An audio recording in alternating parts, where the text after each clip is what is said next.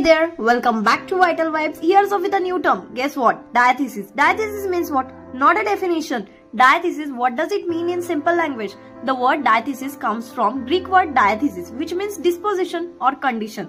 The person's natural tendency or predisposition to develop certain health condition.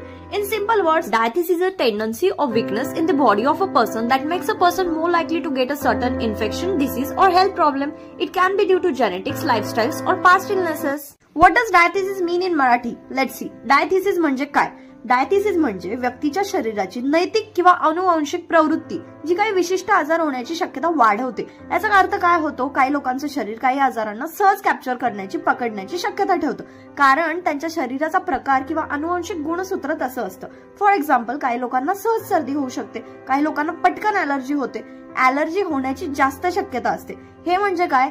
त्या व्यक्तीच्या शरीराचं diathesis असू शकतं. Thank you for listening.